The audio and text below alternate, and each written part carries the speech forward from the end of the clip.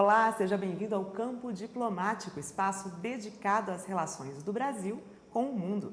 Eu sou Catiúcia Sotomayor e hoje converso com o embaixador da Indonésia no Brasil, Yusup, bacharel em Economia com mestrado em Políticas Públicas pela Universidade de Murdoch, na Austrália. No Brasil, desde 2019, o embaixador já serviu na China, na Suíça, no Vietnã e na Coreia. Entre as condecorações, recebeu a medalha por 20 anos de serviço do presidente da Indonésia. Welcome, Your Excellency. Thank you very much for your presence. Thank you, with my pleasure. Now we're going to talk about Indonesia, that is a large archipelago and the largest economy in Southeast Asia, with the largest Muslim population on Earth. What is the importance of agribusiness in its economy? Agriculture and agribusiness play an important role in Indonesian economy, like Brazil. 13% of agriculture contribute to Indonesian GDP, and around more than 35 million of Indonesian workforces are working in agriculture and fishery sector. So the agriculture play an important role. And what about the relation with Brazil? How is our role in this important factor of your country? With Brazil, we established the a consultative committee on agriculture at the minister level. So that committee has been absent for quite some time. I think the last meeting was in 2011, and hopefully that the committee can be reactivated to further discuss the agricultural collaboration with Brazil, because I believe there are many potential that we can further elaborate the cooperation in agriculture sectors. And what are the highlights on production, exports and imports? So currently we are exporting palm oil, cacao, rubber, also the yarn, and the other coffee. We export coffee, although we import coffee from Brazil, but we export premium coffee to Brazil. And I love to hear that the Brazilian starting enjoying the Indonesian coffee. And what about our meat in this scenery? We start opening the market for meat from Brazil. I think 2020 we imported 3,000 tons of frozen meat from Brazil. Although the market is huge, but we start opening in step-by-step approach. So we start with the small quantity, but I think this is good sign for Brazil to open the market, to enhance the market access in Indonesia. And the potential is huge, but I think it will be a good idea for Brazil companies to come to Indonesia, to invest in Indonesia, develop cattle industry in Indonesia, because the market are huge. We imported more than 500,000 cattle, live cattle from Australia. We imported more than 300,000 tons of frozen meat from Indonesia. So the market is huge. So I think there is a big opportunity for Brazil to enhance the meat cooperation, particularly by investing more in Indonesia.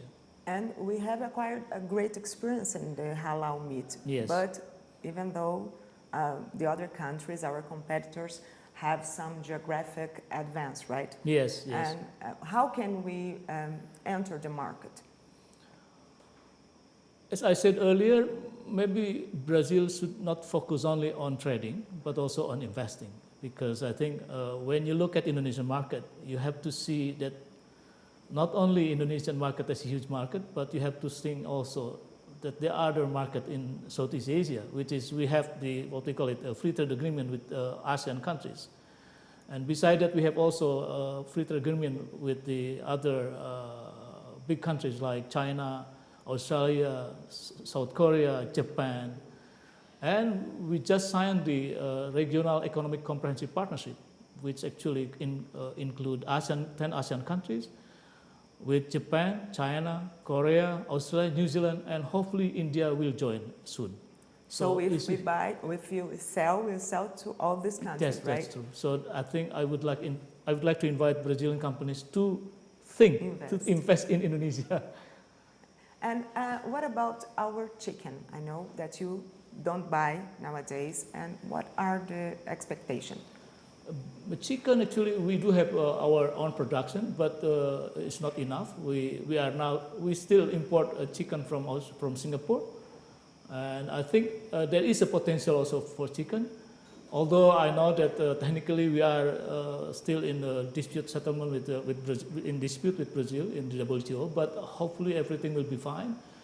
But I think by investing in chicken, for instance, there is a possible for cooperation. I had a organized meeting between Brazilian companies who are actually involved in chicken production here. Katayama, I think in São Paulo, had a meeting with Indonesian company who import meat from Brazil. So they are now in the process of consulting how we can enhance cooperation not only in frozen meat but also in chicken production, particularly chicken layer. Okay, and despite the pandemic, we can say that the trade has grown, right? Yes. How was it last year? So I'm happy to inform you that despite pandemic, the bilateral relation between Indonesia and Brazil, particularly in trade, is increasing. In 2020, last year, our trade was $3.2 billion, increased about 8.8%. So I'm happy to hear that. But compared to the potential that we have, it's still far away from our potential. So I think we should double our effort. We should find more creative ways, for instance, by enhancing cooperation investment. So why don't we create a joint venture between Indonesian companies and Brazilian companies to invest in Indonesia in meat production or cattle industry or chicken industry? Then I think the possibility of enhancing trade will be bigger. My calculation, I think the trade between Indonesia and Brazil should reach 5 billion at least. And how is the relation with our government nowadays? Which one is the latest agreement, for example? It is really excellent cooperation, very cordial and very dynamic. Last December, we had the political consultation between Itamaraty and Ministry of Foreign Affairs of Indonesia. And one of the agreement at that meeting that for us, for Indonesia, Brazil considered to be one of the top priority for enhancing our market because Brazil is the biggest in Latin America. Starting 2 years ago, we Indonesia organized yearly event. We call it Indonesia Latin American Business Forum. We organize every year. So last year we did in virtual, but luckily there are some Brazilian companies participated in that virtual trade fair and forum. So we consider Brazil as the alternative country that we could further enhance the cooperation in trade and investment. Luckily, Brazil also has similar view that Indonesia will be the next priority for enhancing trade and investment. And both Brazil and Indonesia agreed to establish the Indonesian-Mercosur Free Trade Agreement. We have conducted two meetings. The first meeting was in Brazil, and the second meeting was in Indonesia last October. And this year we are going to organize the third meeting, and hopefully that meeting will decide that it is a time for us to negotiate, to come to the negotiation on Indonesia and Mercosur Free Trade Agreement. That would be amazing. That will be, I believe with the creation of FTA, then trade and investment cooperation can be double. That's my dream. That's ours too, I guess. Yeah. Now about innovation, science and technology. What's the situation in Indonesia nowadays? I love to you raise this issue because this is my favorite issues that I would like to develop with Brazil. Because we consider Brazil as more advanced in science and technology, particularly when it comes to aircraft industry, come to strategic industry like defense industry, agriculture, of course, and I would like to learn from Brazil. Indonesia would like to learn from Brazil on this particular science and technology. I visited one of the grapheno. Do you know about grapheno? It's one of the material that used for actually related to steel and to make steel stronger and more flexible. And I found a lot of new innovation in Brazil, and I think it's timely for Indonesia and Brazil to work on that. And one of the issues that we are going to promote with Brazil is cooperation in innovation and technology.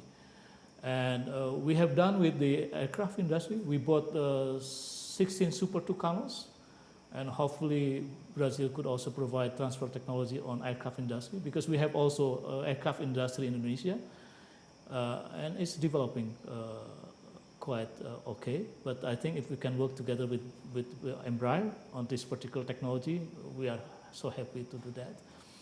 The other one on defense technology, we are actually purchasing a multi-launching rocket system from Avibras. And what we are lucky that and happy to learn that Avibras provide transfer technology to development of rocket in Indonesia. That's related to strategic industry. So what we would like to have more with Brazil is cooperation in technology innovation on agricultural products, so on agricultural technology. So hopefully by having more dialogues between Ministry of Agriculture here and Indonesian Ministry of Agriculture, we can discuss how we can develop the cooperation in innovation technology on agriculture. What about of the trend of startups? You have 5 unicorns today, right? Yeah. If you may aware that according to McKinsey, Indonesian digital economy is the fastest and the largest in Southeast Asia. It is predicted that in 2025, the value of digital economy in Indonesia may reach to 150 billion. So, and almost contribute to 10% of Indonesian GDP. And currently we have one decacorn company, a startup company, with capital more than 10 billion. The name is Gojek. Gojek is actually initially similar to Grab, but now they have already 18 business lines. We have 4 unicorns, like Tokopedia, Bukalapak, is similar to Mercado Libre here. And we have also Traveloka, which is more related to traveling, and OVO, which is more on financial technology. So we are really interested in learning, in enhancing collaboration in this startup company, particularly with related to the agri-tech startup, because we don't have right now in Indonesia, but I think we can work together with Brazil and how we can develop the startup company related to agri-tech.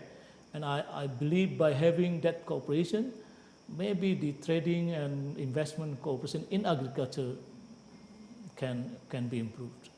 And with the pandemic, even though everybody got a little scared, this area got stronger, right? That's true. So one of the positive things from the pandemic is actually the pandemic has become a driving force for many countries, many companies to use a digital platform. And the digital platform become one of the driving force for Indonesian small business enterprises to survive in this pandemic era. So a lot of business opportunities can be created by using more digital platform. We were talking about the public policies. There is a plan, agriculture developing plan, strategy, I think, in your country till 2045, right? How does that work? Currently, we do have the very specific plan with regard to the agriculture development. We call it the 2020-2024 plan of action on agriculture. One of the objective is actually to modernize the agriculture method, to develop the infrastructure, particularly rural road. We also would like to develop the marketing strategy and technology innovation. So I think Brazil can use that opportunity to work together with Indonesia in technological on agriculture. And we're talking about the welfare of farmers too. Yes. And when we talk about that, we have to talk about sustainability and the biodiversity. The islands have a really high level of biodiversity, right? How is this system working there? The fact that we have to work with sustainability in agriculture and all year long, all with everything that we have to do nowadays? Very good question. The Indonesian government is very committed to the implementation of what we call green economy and sustainable development goals, SDGs 2030. And we are also committed to Paris Agreement, to all agreements or consensus related to environment and sustainability. And as a mega country who has a mega biodiversity, I think Indonesia and Brazil has to work together because I think we can develop many kinds of technology. For instance, clean energy. Brazil is more advanced in developing ethanol using sugar plantation. We are developing biodiesel using palm oil, and Brazil also is good at producing biodiesel using soybean. So I think we have to be pioneer in that kind of technology, because with this kind of product that we are very strong in this agriculture product, we can offer to the world that there is another alternative technology that's very affordable and very clean. I know that more developed countries are focusing on battery, for lithium battery, as a source of alternative of energy. But to produce battery, you need more electricity, you need more coal, you need more that maybe can degrade the environment. But with soybeans, with palm oil, with sugar, I mean, we can produce a lot of clean, affordable technology for the humankind. So I think this is my dream, that Indonesia and Brazil can explore further how we can develop this product, commodities, to become not only to provide consumption with good protein and nutrition, but also for technology, clean and affordable technology for humankind. And what about the politics on environmental protection with agriculture and agribusiness, as we say? Does it have a problem with that? Does your country have a problem with that? Or it's something that you're working and it's happening just fine?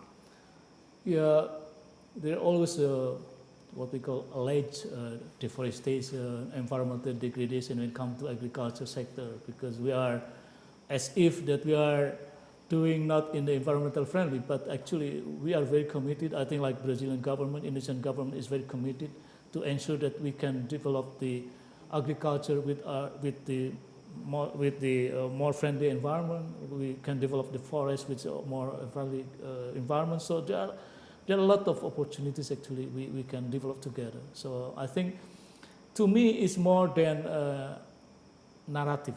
We can provide narrative to the world that we are doing fine in developing our agriculture, which is based on more sustainable manners, more environmental friendly. So I think we have done this, but the problem, we don't promote enough our action, our efforts to do this. I believe Brazil has done a lot, Indonesia has done a lot, but I think the way we communicate to the world that we have done something, we have enough doing things to related to the sustainability and environmental friendly. So, you said we have a lot of opportunities to work together. And what are the challenges that we have together? With regard to agriculture? Yes, with the commercial relations. Okay. Maybe distance, one of the issues that we have to think. But I think with the current technology, so distance is no more a problem, obstacle. Because if you look at the statistic, China is the biggest partner of Brazil, but China is very far from Brazil. So I always talk to my colleague in Indonesian businessmen that distance is not matter, because with the current technology we can communicate each other by Zoom facilities, for instance. During pandemic, I can arrange more business-to-business meeting rather than a normal situation, because I use the Zoom facilities to provide more communication between the Brazil companies and Indonesian companies. So I believe that the distance is not matter anymore, but I think what matter is that the lack of communication between the G2G, between the B2B, because of the maybe pandemic. But I'm sure that next year or this year, the communication between G2G can be enhanced as well as B2B. So what are the expectations? Actually, my expectation, we have to have more trade, more investment and tourism cooperation my expectation that the current trade of 3 billion is too small compared to our economic potential, and we should double our effort. We should find more creative ways to enhance trade. So my calculation, the trade between Indonesia and Brazil should be about 5 billion per year, because we are a middle power, we are G20 members. If we combine economic Brazil and Indonesia, it will represent more than 500 million population, almost $4 trillion US. It's a big market. So I think we should double our effort. And I believe that in the future, the trade and investment between Brazil and Indonesia will continue to grow. And what are the key agricultural priorities then? Rice, coffee, you already talked about coffee. Yeah, we are producing rice, self-sufficient, but because of the domestic consumption increase year after year, because of the population increase, so for the time being, we focus on domestic consumption for rice. Coffee, I think we are the biggest after Brazil, but we are not competing because the variant is different, the flavor is different. So people. And you are so well known of drinking tea, and now you are producing and selling and buying our coffee. Yes. That's really funny, right? It's something curious, at least. Actually, it happens everywhere, even in China. China used to be good for many people in China actually drink tea, but now the pattern of consumption is what we call it is changing. So more Chinese drink coffee. It's good also for us to do business with China. But China is also developing coffee plantation. So in Indonesia also the pattern of consumption is changing, particularly for young generation. They drink more coffee than tea now. But actually can be opportunity for Indonesia and Brazil to do business. Another thing is the fish. That's really important there, right? Fish, actually, we are one of the biggest exporter of fish, but unfortunately, we cannot enter the Brazilian market. So we are in the process of consultation with MAPA here on how we can export fish to Brazil. So I hope that by having more trading on meat and other product, we can have also more trade on fish because we have a lot of fishery products. We export it to US, to Japan, to Europe, and to China. So I know that Brazil also imported fish from Vietnam, from Thailand, but we are the biggest producer of fish in Southeast Asia. So I think Brazil should also open the market for Indonesian fish. So hopefully the trade will continue to grow. Now let's talk about another animal. You told me that something that impressed you here was the sound of birds. Tell me your impression of Brazil. When I was in WTO in Switzerland, I met a lot of my colleagues from Brazil, and I love the way they promote Brazilian agriculture sectors, the way they defend the interest of Brazil in agriculture sector, and as the family farmers, I love to learn from Brazil, and Brazil is more advanced in agriculture. So that's why when I come back to Jakarta, I spoke to my foreign minister and my DG. I said, can you send me to Brazil because I want to end my career as a diplomat to be posted in Brazil. And luckily I got that assignment, so I'm so happy and I'm very proud. And when I arrived here, my wife actually initial reaction, I think it's too far. I said, you will enjoy it. Because I went to Brazil 2014 and I saw a huge potential that we can work together. But when my wife arrives here, I said, this is the best posting that I have ever had in my life. Oh, that's amazing. So my life loved Brazil very much. And the other interesting points that I learned from Brazil, when I wake up in the morning, I hear a lot of kinds of sound of birds, with many variety of birds, and they are very free. So it's not like in Indonesia. I cannot hear the sound of birds anymore. We can hear, but not many. But here in Brazil, so many kind of birds that I can get in touch with them. I feed some of the birds, so they are become more friendly to me.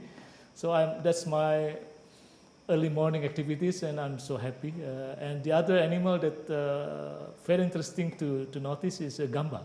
Gambá. Although I don't like gamba, but I like the what you call the form of gamba, because I cannot find gamba in Indonesia. I think I only find gamba in Brazil. Another thing that is really different is the food, right? Yes. What do you think about that? Oh, I love churrasco. I love pão de queijo. And there are many kinds of food that when I went to Amazon, I also eat some the food there, but it's quite interesting. So I also love açaí, which is I cannot find in Indonesia. So we could send açaí, Yes, export of course. açaí to Indonesia. Yes, Did of you course. like it? Yes, Yeah? yes. Actually, pão de queijo has already in Indonesian market. I don't know how they enter the market, but I think maybe the Indonesian people or Brazilian who come to Indonesia, maybe they make by themselves. And we can find pão de queijo in Indonesia now.